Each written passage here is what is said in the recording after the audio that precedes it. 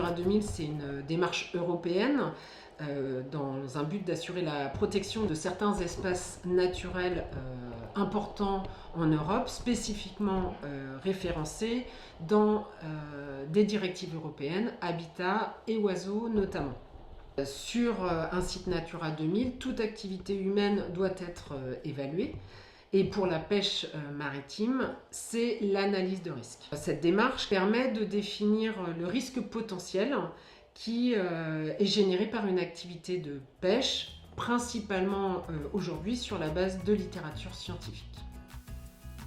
L'Adréal, c'est un service régional et donc on est en charge de la mise en œuvre de ces fameuses directives européennes sur l'ensemble du territoire breton. Et donc, pour l'Angers Merle qu'on évoque dans le cadre de Décider, cet habitat, c'est vraiment une responsabilité forte de la Bretagne. C'est un habitat naturel qu'on retrouve aussi bien au Cap Fréhel, en baie de Saint-Brieuc, sur le Trégor-Guello, en baie de Morlaix, dans le Miroise, en rade de Bresse, au Glénan ou à Pédule. À l'occasion de la mise en place du site Natura 2000, il y a eu une étude réalisée qui a proposé un moratoire sur la pêche à la drague dans la rade de Brest. C'est à ce moment-là qu'on a décidé de prendre les choses en main pour pouvoir regarder ces enjeux-là du point de vue des professionnels et allier à la fois préservation de l'environnement et adaptation des pêcheries à la drague. Avec deux clés d'entrée principales. La première, c'est de différencier les dragues les unes des autres.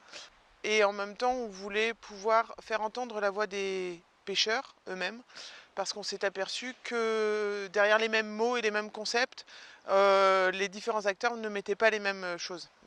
Parce que ça nous paraissait important pour que les mesures éventuellement prises soient efficaces, que les professionnels s'approprient ces enjeux-là et s'impliquent et acceptent de prendre les mesures. Et c'est par ce biais-là que la GLIA a pris les choses en main. Donc les objectifs de Décider concernent en fait deux échelles, principalement toujours en agissant avec les pêcheurs professionnels. Donc premièrement à l'échelle des sites pilotes bretons, il s'agissait de comprendre et d'évaluer la diversité des situations pour s'assurer de l'efficience des mesures et de permettre aux pêcheurs d'être en mesure de proposer des actions pour préserver le merle, proportionnées aux interactions et correspondant à la réalité. Donc sur une première partie du programme, on s'est attaché à faire une analyse bibliographique de l'état de l'existant, aussi bien du point de vue de l'habitat, du merle, que du point de vue des pêches à la drague. Ça nous a permis de dresser un bilan complet de la connaissance sur la Bretagne et ça nous a permis de mettre en évidence des situations très différentes.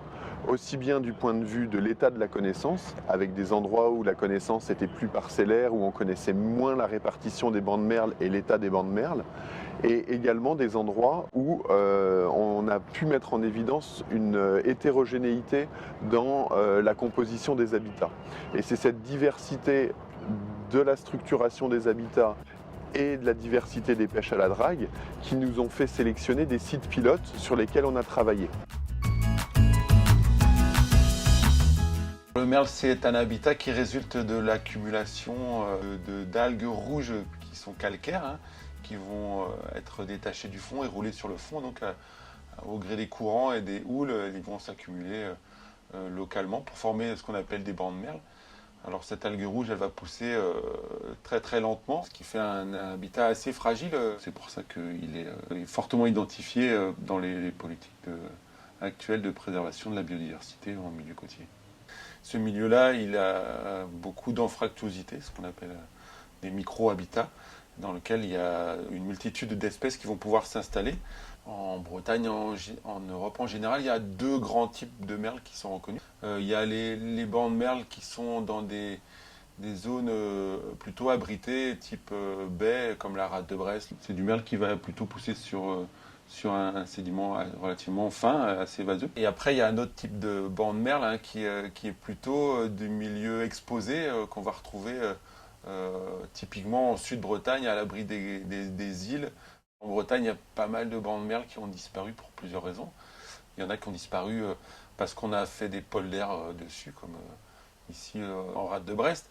Donc il y a certains bancs qui ont été totalement enlevés du fond de la mer par les activités d'extraction. Il y a d'autres pressions, hein, c'est l'eutrophisation, le fait qu'il y ait des eaux qui soient enrichies en sels nutritifs et qui vont permettre à d'autres algues de pousser sur le merle. Et il y a une autre activité, hein, qui a aussi du coup des effets sur le merle, c'est les activités de pêche essentiellement à la drague, hein, pour les coquillages. On mène des observations depuis 2003 sur le banc de Belle-Île, depuis les années 96 sur le banc des Glénans, et depuis 1992 dans la rade de Brest. On a une certaine connaissance en fait de leur écologie et de la dynamique de ces bancs.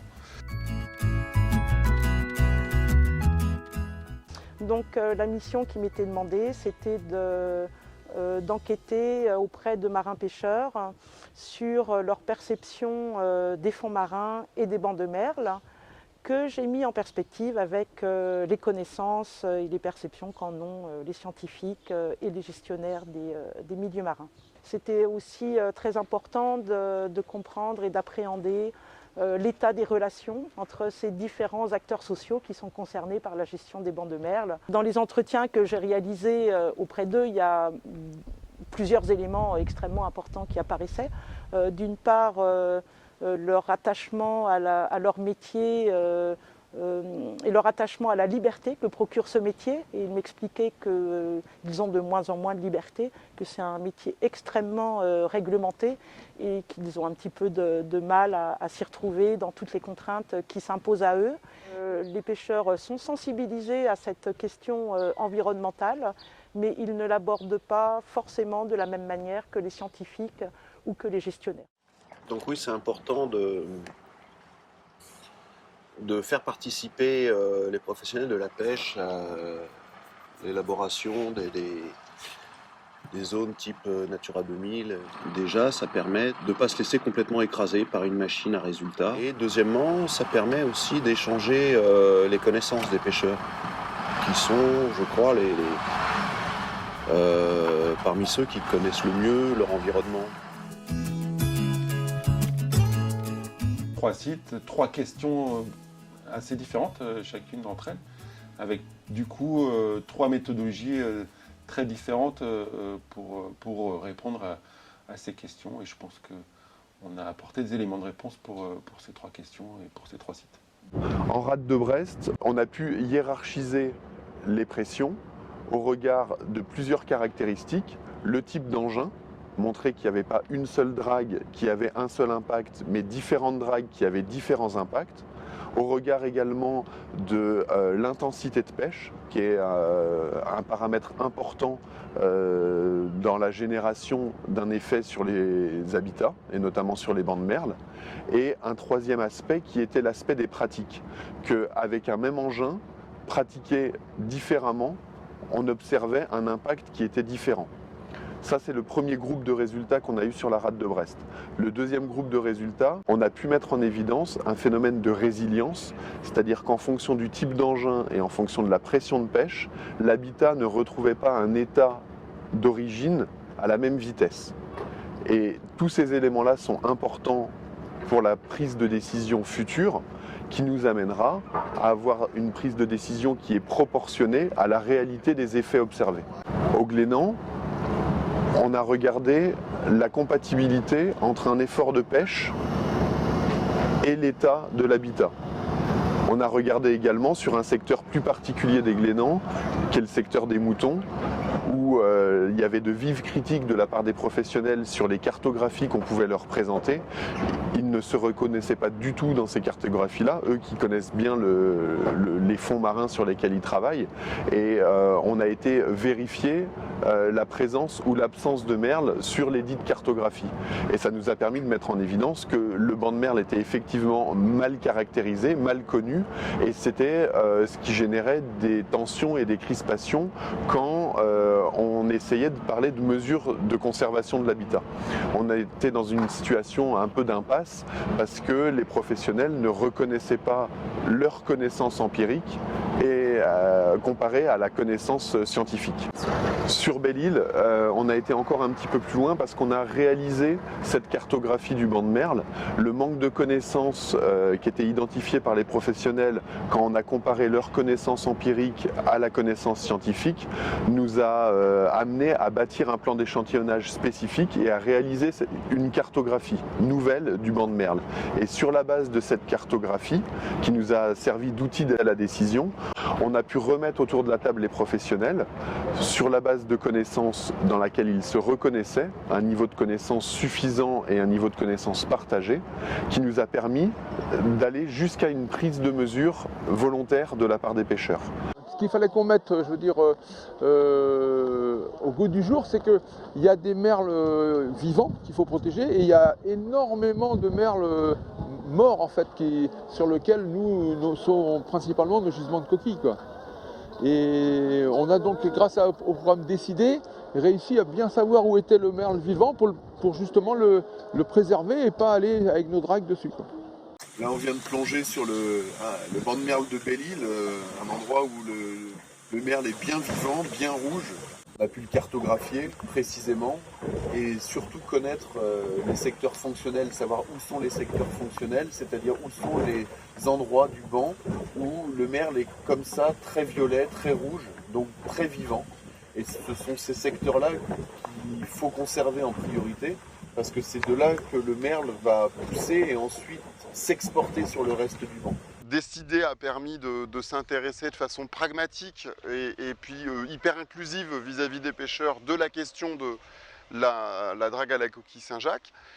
Ce qui nous intéresse aujourd'hui en priorité, c'est d'aborder les autres sujets, c'est-à-dire d'aborder la plaisance, tout type de mouillage évidemment. Il est certain que sans la cartographie qu'on a aujourd'hui grâce au programme Décider, je pense qu'on n'aurait pas pu ou on ne pourrait pas aborder les choses comme on les aborde aujourd'hui. La démarche dans laquelle s'est inscrit le programme Décider a permis de formaliser des grands principes pour appréhender les dossiers environnementaux, pour pouvoir amener les pêcheurs professionnels à être proactifs en termes de gestion de leur activité, mais également de gestion des habitats marins et des espèces. Pour nous, ce projet est un exemple de réussite. Il montre qu'une collaboration entre des acteurs très différents mais complémentaires permet plusieurs choses. D'abord, d'acquérir des données scientifiques qui sont solides et légitimes. Ensuite, de faire évoluer la dynamique sociale vers un apprendre ensemble, faire ensemble. Et puis permettre de disposer d'outils d'aide à la décision et concilier environnement et activité de pêche. C'est ça, peut-être la vraie transition écologique. C'est une évolution où on voit les producteurs qui sont dans pas seulement l'acceptation, mais aussi la prise en compte des nécessités écologiques.